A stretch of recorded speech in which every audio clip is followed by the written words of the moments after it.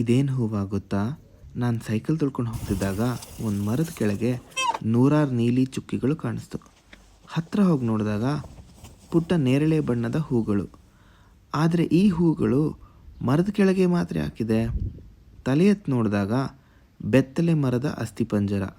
ಈಗ ಸೂರ್ಯನ ಬೆಳಕು ನೇರವಾಗಿ ನೆಲ ಮುಟ್ತಿದೆ. ಇನ್ನು ಕೆಲವೇ ವಾರಗಳಲ್ಲಿ ಚೈತ್ರ ಮಾಸದ ಎಲೆಗಳು ಚಿಗುರುತ್ತೆ.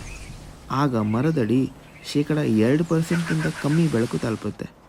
ಈ ಹೂಗೆ ಒಂದೇ ತಿಂಗಳು ಉಳಿದಿರೋದು. ಇಂತಹ ಅಲ್ಪಕಾಲದ ನಶ್ವರ ಹೂಗಳಿಗೆ ವಸಂತ ಮಿಂಚುಗಳು, ಸ್ಪ್ರಿಂಗ್ ಎಫೆಮರಲ್ಸ್ ಅಂತಾರೆ. ಮರದ ತಲೆ ಮುಚ್ಚುವ ಮೊದಲೇ ತಮ್ಮ ಇಡೀ ವರ್ಷದ ಕೆಲಸ ಮುಗಿಸ್ಬಿಡುತ್ತೆ. ಆದರೆ ಈ ಹುಲ್ಲುಗಾವಲು ನೋಡಿ, ಅಲ್ಲಿ ವರ್ಷ ಪೂರ್ತಿ ಬೆಳಕಿದೆ, ಮರದ ನೆರಳಿಲ್ಲ, ಅಲ್ಲಿ ಒಂದು ಹೂವಿಲ್ಲ. ಯಾಕೆ? ವಸಂತದ 2ನೇ ಸಂಚಿಕೆಯಲ್ಲಿ ಈ ಕಿತ್ತಳೆ ಬಣ್ಣದ ಪರಾಗದ ಹೂಗಳು ನಮ್ಮ ಕೇಸರಿ ಹೂವಿನ ತಂಗಿ. ಇವು ಇರಾನ ದೇಶದಿಂದ ಹುಟ್ಟಿ ಜಗತ್ತಿನಾದ್ಯಂತ ಹಬ್ಬಿವೆ. ಈ ಹೂ ಹೋದ ಬೇಸಿಗೆಯಿಂದ ನೆಲದೊಳಗಿದೆ, ಬೀಜವಾಗಲ್ಲ, ಉಳ್ಳಿಯಾಗಿ. ಈರುಳ್ಳಿ ಸಹ ಹೀಗೆ.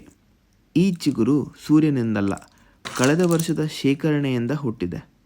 ಆದರೆ ಈ ಬಯಲಿನಲ್ಲಿ ಹುಲ್ಲು ಇಡೀ ವರ್ಷ ದಟ್ಟವಾಗಿ ಬೆಳೆದು ನೆಲದೊಳಗೆ ಗೆಡ್ಡೆ ಬದುಕಲು ಜಾಗ ಬಿಡಲ್ಲ. ಈ ದೈತ್ಯ ಮರದ ನೆರಳಿನಲ್ಲಿ ಹುಲ್ಲಿಗೆ ಹಲ್ಲಿಲ್ಲ. ಕ್ರೋಕಸ್ ಮತ್ತು ಈರುಳ್ಳಿ ಒಂದೇ ಕುಟುಂಬವಲ್ಲ, ಆದರೆ ಜೀವ ವಿಕಾಸ ಒಂದೇ ಉತ್ತರ 2 ಬಾರಿ ಕಂಡುಕೊಂಡಿದೆ. ಕೂಡಿಸಿ ಕಾದು ಕುದಿ.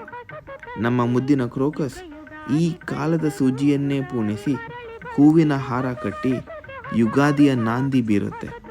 ಇಂತಿ ನಿಮ್ಮ ಕುತೂಹಲದ ಹುಳ ಕುತೂಹಲ.